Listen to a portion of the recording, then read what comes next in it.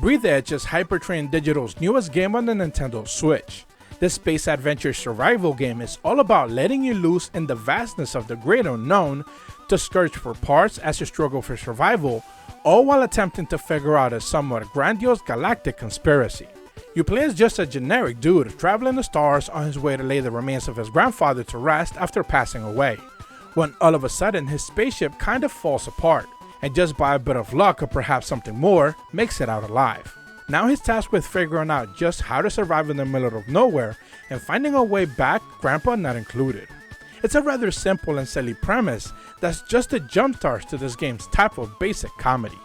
To accompany you in this endeavor, there's a space chicken to once again double down on the comedic elements, and a rather snotty AI that's part of your spacesuit, constantly rattling off quippy comments and sniping back. They're mostly tasked with keeping the narrative going, especially in times when you just kind of want them to stop. But it's not all bad. You'll often go through stretches of time where the story basically goes away, and you're just left with dealing with the busy work of the chores that you got right in front of you to basically control the moment-to-moment experience. Gameplay is actually rather straightforward for these type of games. Gather materials within your near vicinity, use those materials to craft tools that let you gather even more or perhaps different type of materials. Then eventually you'll have just enough of them to craft a base and make your living standards just a bit easier. All while you stock up on food and things to keep you alive, and you manage the constant meters loosely or tightly depending on how well you did the previous steps. The actual exploration bits are quite enjoyable. There's no rushing from one place to another. Just taking it all in and getting to a location and moving on to the next is the bulk of what you'll actually be doing. The problem is the oxygen meter and how much it actually limits said exploration. While there's always a way to mitigate it, you can't outright remove it unless you try out a different game mode. But for the basic purposes of experiencing the story, you'll just have to make do. To be fair, managing meters in these type of games is rather common, but this one feels a bit too limiting. Durability is also a bit of a hindrance. Just about everything you craft will also break, so get used to crafting several versions of that same tool.